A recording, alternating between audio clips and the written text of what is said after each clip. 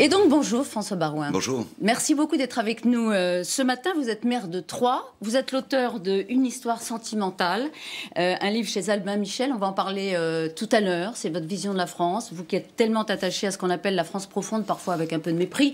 C'est la vôtre, vous nous direz pourquoi. Et vous êtes président de la puissante AMF, l'Association des maires de France, qui a reçu Emmanuel Macron hier à l'occasion de son congrès annuel. Ça n'a rien de banal quand on connaît les relations entre le président et les maires, les élus en général. D'abord, globalement, est-ce qu'il a été à la hauteur des attentes, le président ?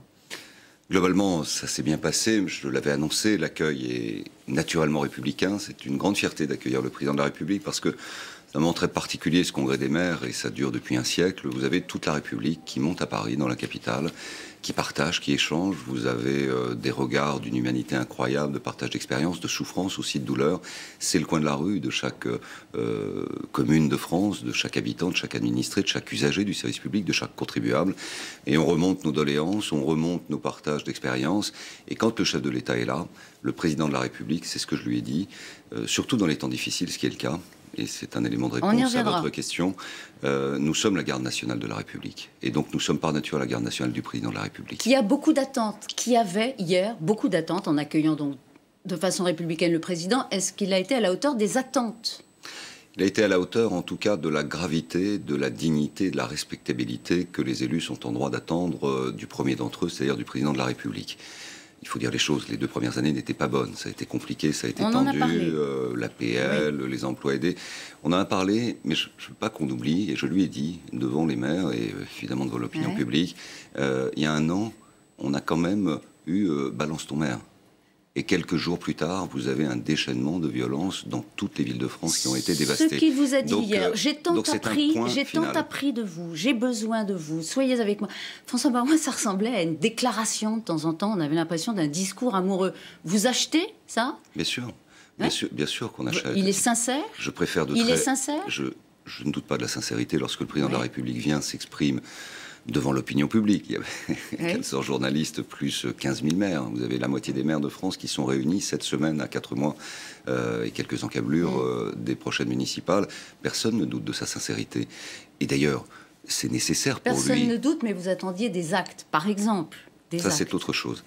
Il y a le fond et il y a la forme. La forme est bien meilleure. La forme est bien meilleure. Nous avons préparé d'ailleurs cet échange la semaine dernière, tous les deux. Nous avons des discussions avec les membres du gouvernement. Nous avons des textes où nous avons été en co-construction en quelque sorte, sur la mobilité par exemple, qui a été votée hier.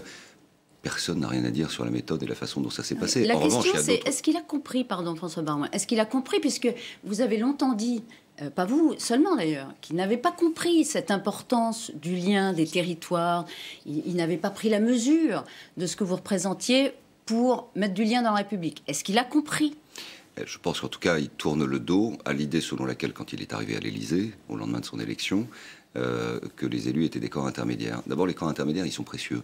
Surtout dans un vieux pays comme le nôtre, c'est le sens de ce livre d'ailleurs, où on montre que la construction de notre pays, c'est une fédération de volonté qui vient du terrain, et ensuite l'État se l'approprie pour faire la République au quotidien. Et mettre les élus qui sont issus du suffrage universel, qui ne sont pas des agents de l'État, une commune n'est pas une filiale de l'État, on n'est pas une succursale d'une prestation, d'une activité ministérielle ou gouvernementale, nous sommes mandatés par les administrés, par les Français, pour, pendant 6 ans, puisque nous terminons notre mandat, développer un territoire, gérer des services publics. Ma question, c'est est-ce qu'il a compris ça ? Je pense qu'il a compris beaucoup de choses. Et je pense que le mouvement des Gilets jaunes a été à la fois un élément de peur et un élément de compréhension du fonctionnement. Et aucun président de la République ne peut faire l'économie d'un partage et au fond d'une avancée commune sur toute une série de sujets. Maintenant, le président de la République, nous sommes à ses côtés, le chef de l'État, nous avons des débats. J'ai dit à quel point la taxe d'habitation et sa suppression restent en travers de la gorge et que la digestion est difficile. Mais elle est compensée à l'euro près, François Baroin, vrai ou faux ? Est-ce qu'aujourd'hui, elle n'est pas compensée à l'euro près ? Vous dites en effet... Si vous voulez rentrer dans le détail, on va le dire. Non, on ne va pas entrer dans le détail technique. Non, parce que si, alors juste un élément, elle est compensée à l'euro près. Avec 10 milliards de déficit. C'est-à-dire que c'est vos enfants qui vont en fait payer le confort de la suppression d'un impôt qui n'était pas un impôt de l'État et qui sert à financer les services publics et qui gardait le lien entre l'habitant et le territoire. Il y a toujours un moment où il faut payer, et c'est toujours le contribuable qui paye, François Baroin. Oui, sauf que quand vous savez que c'est à votre maire que vous pouvez vous adresser pour dire j'ai besoin d'une place de crèche, j'ai besoin d'un établissement pour mes parents, j'ai besoin d'un complexe sportif, j'ai besoin d'une subvention pour mon association, c'est plus facile d'aller voir le maire que de monter à Paris dans une administration centrale pour demander un rendez-vous. Vous n'avez pas digéré ça, c'est vrai qu'il y a un différend financier, et vous lui avez répété. Oui, mais ça va même au-delà.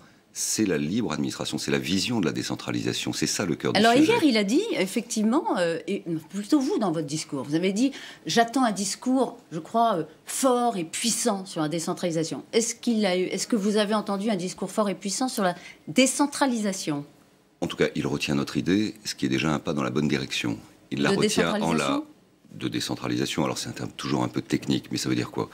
Ça veut dire que l'État n'a plus les moyens d'être présent partout, en tout lieu, toutes circonstances, à raison de sa dette. Et qu'à force de vouloir être toujours présent partout, sans en avoir les moyens humains et financiers, au fond, il amplifie les handicaps territoriaux et il ne les améliore pas. C'est l'un des problèmes, d'ailleurs, qui a été dans la caisse de résonance du mouvement des Gilets jaunes. Mais il n'est pas toujours quand même fondamentalement centralisateur. Il est centralisateur. Et son organisation est centralisatrice. Mais les circonstances, l'histoire, et l'histoire de France, qui est parcourue à travers son mandat, le ramène à un principe de réalité que les libertés locales, c'est-à-dire le fait de pouvoir traiter au plus près des bassins de vie, seront évidemment plus efficaces en termes de politique publique que portées par un État ultra-centralisateur. C'est une correction de sa trajectoire, peut-être de sa nature, ça c'est l'histoire qui le dira. Oui. Mais tout est à écrire sur la décentralisation.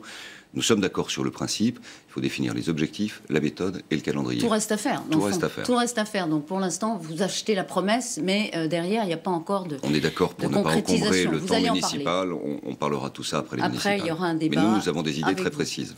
On n'en doute pas. Il a dit non. Il a dit non hier à l'interdiction des listes communautaires proposées par votre ami sénateur Bruno Retailleau. On l'écoute. Comment définirait-on les listes communautaires? Qui en serait le juge? Selon quels critères? La vie politique est ainsi faite que les choses peuvent changer. Il ne s'agit pas de proclamer l'interdiction pour régler le problème. On ne règle pas des problèmes par une interdiction. François Baroin, vous êtes très sensible, très en pointe sur ces questions de laïcité depuis extrêmement longtemps. Il a raison, son arbitrage est le bon? Je pense qu'on peut régler des problèmes par des interdictions. Vous avez évoqué mon engagement, au fond, depuis que je suis entré en politique, autour du respect du principe de laïcité. Il se trouve que je suis à l'origine, par le rapport que j'avais remis au président Chirac, de l'interdiction du voile à l'école. Exactement. Nous avons réglé le problème par l'interdiction des signes ostentatoires à l'école. Donc là, il a un peu tort sur son diagnostic. Est-ce que là, il a raison ou pas? Moi, je pense qu'il faut une approche plus globale. D'abord, il ne faut pas encombrer les municipales avec ce type de sujet. Je ne dis pas qu'ils sont marginaux, ça existe, bien sûr. Il y aura des partis d'un certain nombre de villes où il y aura des tentations. Mais d'abord, l'avenir électoral de ce type de liste, dans la mesure où un maire doit rassembler très largement, est plus qu'incertain. Mais attendez, vous dites que ça n'est pas un sujet, c'est la droite, hein, c'est votre parti qui l'a porté sur le devant de la scène. Je suis maire depuis 25 ans. J'ai du mal à imaginer une liste communautaire à 3. Donc c'est pas un sujet. Je ne dis pas que ce n'est pas un sujet, mais laissez-moi terminer ma phrase si vous me le permettez. J'ai proposé il y a 3 semaines, 1 mois, de reprendre la méthode que j'avais proposée au président Chirac lorsqu'il y avait cette problématique du voile à l'école, de la tension qui existait dans nos écoles et le fait que les directeurs d'établissement étaient seuls au pied du mur de leurs responsabilités dans un dialogue où l'État les avait abandonnés. C'est la même chose. Je pense qu'il faut une commission Stasi, ou l'équivalent d'une commission Stasi, où l'on encadre dans le débat toutes les problématiques de l'espace du service public. C'est-à-dire la problématique des usagers peut-être, la problématique évidemment des serviteurs de l'État et des serviteurs de la fonction publique territoriale, embrassant tous les dossiers où le principe, qui est une valeur et qui est une règle de laïcité, est aujourd'hui questionné. Parce que si on répond par oui, par non... Non, je ne dis pas qu'il n'y a pas d'urgence. En tout cas, franchement, il n'y en a pas pour ces municipales. Mais en revanche, il y a sûrement une question à traiter plus large, plus globale. La question des complexes sportifs, la question des piscines, la question des médiathèques, la question des hôtels de ville, la problématique des sorties scolaires. La question des maisons de retraite. Vous avez vu l'histoire qui s'est passée à Vesoul. C'est vrai que ça traduit un flottement, un tâtonnement, un trouble quand une maison de retraite de la ville décide de ne pas accueillir une religieuse parce qu'elle porte le voile. Bon, finalement, le maire, Alain Chrétien, a immédiatement rectifié, mais ça traduit quand même effectivement un flottement au sein de la société française à laquelle on peut répondre par une commission. Est-ce que vous seriez... Je le pense parce qu'une commission qui travaille à livre ouvert et qui fait remonter tous les exemples d'interrogation. Qu'est-ce qu'on a le droit de faire? Qu'est-ce qu'on n'a pas le droit de faire? Si on a le droit de le faire, dans ce cas-là, est-ce que ça pose un problème ou pas? S'il faut le corriger, on réécrit un droit et ça devient le nouveau droit de la République. Vous savez, en 2004, quand j'avais proposé le premier, l'interdiction du voile à l'école, en dehors du fait que un certain nombre de noms d'oiseaux, à raison du fait que, par exemple, j'étais fils de grand maître du Grand Orient, avait circulé à l'époque, on nous a dit, mais c'est horrible, ça va provoquer la guerre dans l'école, etc. Moi, j'étais convaincu, avec Jacques Chirac, et la force de l'engagement du président Chirac de l'époque avait, au fond, emporté l'affaire, qu'à partir du moment où la République est forte sur ses fondamentaux et qu'elle impose par la loi l'expression de la volonté générale, il n'y a plus de difficultés. Il y a eu quelques cas à la première rentrée scolaire, ensuite on n'en a plus parlé. Vous en avez parlé avec le président de cette commission ? Je l'ai de évoqué, votre souhait. absolument. Est-ce que vous seriez, vous, candidat pour présider cette commission ? Non, pas du tout. Commission Barouin, comme il y a une commission. C'est-à-dire pas du tout. Non, absolument pas. Parce que le profil du président est important. Oui, je pense qu'il faut un grand serviteur de l'État. Je pense qu'il y a des profils dans la République de gens qui sont à la fois engagés à égale distance de ces problématiques et qui peuvent incarner par leur autorité naturelle cette commission. Je pense qu'elle se poursuivra. Je pense qu'en tout cas, il y a trouvé un intérêt. Je voudrais dire un mot du diagnostic qu'a porté aussi le président avec vous et qui est présent dans votre livre, puisque vous dites qu'il faut recoudre les liens entre la République et nos territoires. Mais au-delà, il y a un problème on va dire, d'archipel, c'est un mot un peu à la mode, de fracture sociale. Vous êtes bien placé pour savoir que c'est un sujet qui n'est pas neuf, puisque ça date de 95. Il y a ce face-à-face dont parlait le maire de Lyon-Colombes. Est-ce que vous êtes inquiet, vous, fondamentalement ? Est-ce qu'il y a péril en la demeure ? Je pense qu'il y a des fractures à tous les niveaux et à tous les étages. Je pense qu'il y a une grande violence dans la société. Les maires la subissent plus que par le passé. Je pense que les réseaux sociaux, c'est une immense chance d'accès à des informations, de partage, au fond de sensibilité. C'est aussi l'expression, à livre ouvert là encore, d'une très grande violence et d'une libération qui flatte peut-être aussi parfois les bas instincts et qui est un élément, au fond, de gestion démocratique beaucoup plus difficile par le passé. Après, on trouvera des antidotes. Mais nous sommes dans cette période d'intervalle où ça n'est pas encore complètement équilibré. Après, il ne faut pas oublier que c'est un pays qui a 9 millions de pauvres, de gens qui vivent au niveau des minima sociaux, autour de 800 €, qu'on a une problématique logement qui est devant nous. On produit beaucoup moins de logements sociaux par rapport à l'évolution démographique et des besoins, que les tensions sociales sont fortes, que les maires peuvent faire beaucoup, notamment pour recoudre au jour le jour ce tissu social, mais qu'il y a des forces centrifuges très puissantes dans un mouvement global. Et que l'art de gouverner est un exercice difficile et qu'il s'agit d'être à l'écoute, là aussi, à chaque seconde de chaque jour qui passe. C'est difficile de gouverner la France aujourd'hui ? Bien sûr, comme c'est difficile de diriger toutes les démocraties d'ailleurs. En particulier, un mot de l'autorité de l'État. On l'a vu à quel point elle était défiée il y a quelques semaines à Chanteloup-les-Vignes, quand, par exemple, 3 policiers sont tombés dans un guet-apens tendu par 30 jeunes, peut-être parce qu'on dérangeait leur trafic de drogue. En tout cas, il y a du trafic, effectivement, dans les banlieues. Il y a une économie souterraine parallèle. L'autorité de l'État, est-ce qu'aujourd'hui, l'État est déstabilisé par rapport à ces coups de boutoir ? Le trafic, ça a toujours existé. Les problèmes de banlieue, d'une certaine manière, ça a toujours existé. Mais les trafics ont pris une dimension tellement globale et tellement puissante que, évidemment, vous avez des gens qui se sentent propriétaires d'une partie d'un territoire qui est un espace public. Mais là, il n'y a que la fermeté. Vous avez des quartiers comme ça, à Troyes, on a des quartiers, bien sûr. Troyes, c'est une agglomération de 180 000 habitants. On est un carrefour autoroutier. Il y a des gens qui viennent du nord de l'Europe et singulièrement de la Hollande et qui se retrouvent dans des carrefours de trafic. Donc il y a une surveillance plus importante, naturellement, des services compétents, des douanes et du cadre général. Moi, je fais confiance à l'État, l'affectation des moyens pour surveiller et démonter tous ces trafics. C'est un travail, là aussi, de quotidien. Et il ne faut pas laisser un mètre carré de la terre républicaine se laisser approprier par des gens, au fond, qui font de l'argent sur le dos des autres. Ils ne sont pas perdus, déjà, ces quartiers ? Moi, je pense que jamais rien n'est perdu, mais il faut beaucoup de détermination, il faut des moyens. Quand Jean-Louis Borloo avait porté le plan de rénovation urbaine, ça a fait beaucoup de bien à nos quartiers. Lorsque le président de la République a sollicité le même Jean-Louis Borloo, il y a un peu plus d'un an, où nous, les maires de l'AMF, nous avons été à bord de la réflexion, et que ça se termine par c'est pas deux mâles blancs qui, dans une pièce, vont régler le problème. C'est la phrase d'Emmanuel Macron. Ça laisse un goût amer, et c'est dommage. Mais rien n'est jamais perdu, il faut beaucoup de détermination. Il y a eu une occasion. Et il faut de l'autorité policière, mais il faut de l'autorité judiciaire. Il y a eu une occasion. Un cas comme celui-ci, avec la vidéoprotection. Vous, vos amis LR, ce n'est pas des possibilités d'utiliser les images. Il faut mettre en place dans ce cas-là. Le sauveur. Il n'y a pas d'homme providentiel. Les services y remontent, interpellation, comparution immédiate, éventuelle. Tout est à refaire pour nous. Mais c'est ça qui est aussi interdit avec une politique pénale, un procureur qui joue le jeu, et ensuite dressant sur le fond, sur la forme, sur les équipes, tout est à reconduire. Décision de justice, incarcération, si la justice le décide. Construire. Est-ce que ce sera prêt dans 2 ans? C'est l'histoire qui le dira. Il faut recoudre le lien. Jusqu'où êtes-vous prêt à aller? Alors, en quoi ce livre peut aider à retisser? Pour recoudre le lien? Oui. Est-ce que c'est ce lien républicain? Vous écrivez, vous avez l'esprit de sacrifice. Est-ce que vous avez l'esprit que d'ailleurs, à l'origine de ce livre, il y a aussi cet exercice dans une soirée où le sacrifice. J'ai la passion du débat, j'ai la passion de l'action. Où l'on s'ennuie, je le dis, parce que ça peut donner des idées. J'ai la passion de ma ville. Vous ne répondez pas à ma question. Je réponds partiellement à votre... Vous ennuyez, il faut choisir ses amis, François Baroin. Demandez aux convives... Votre question, et en tout cas, si votre question est de savoir si on peut être utile... Le village qu'il préfère... Ça peut arriver, vous n'êtes jamais ennuyé dans une soirée avec des... en écrivant un livre pour faire réfléchir, animer le débat ou des amis. J'essaie de l'éviter. Demandez aux convives. Ou être utile en développant un territoire pour montrer, non pas un exemple. Les villages qu'ils préfèrent, ceux où ils se rendent. Mais en tout cas, un chemin, ça suffit déjà largement à remplir. On va essayer, ça marche. Ça marche très bien. Ça marche très bien. Il y a une existence politique. Parce que bon... y compris avec les grosses... Oui, c'est aussi drôle que le tribal poursuite. Je ne sais pas si c'est... C'est beau, un esprit de sacrifice. Il en faut pour... Il existe encore d'ailleurs, mais oui.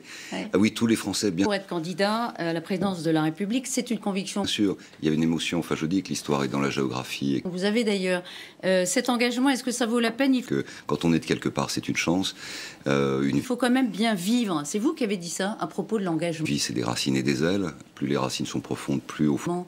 à la présidence de la République. Il faut quand même... Bon, vous pouvez vous approcher des cimes et vous envoler faire des points les plus hauts. Et donc... Bien vivre. Donc ça sous-entend qu'effectivement c'est un sacrifice. Il y a une poésie dans tout cela. Chaque village a sa poésie.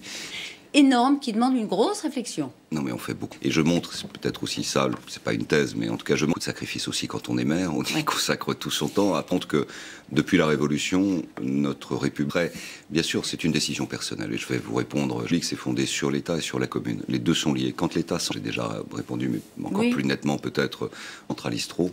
C'est des périodes qui sont jamais bonnes pour la République. Aujourd'hui, voilà, si j'ai quelque chose à dire un jour sur ce sujet, quand les communes s'additionnent pour offrir des réponses dans un sens ou dans l'autre, je le dirai, je reviendrai, et que l'État se les approprie, c'est une République vivante. Je voudrais vous voir. Pour l'heure, j'aide ma famille politique parce que... Oui. Et donc dans ce livre, vous citez un certain nombre de personnes. Je pense qu'il y a une bonne relève. J'écris des livres parce que personnes et de lieux qui ont fondé... J'estime avoir des choses à dire qui peuvent peut-être intéresser, en tout cas je l'espère. Là, des valeurs, là, oui, des alors arbres... ça, je considère comme tel. Et puis je développe ma ville.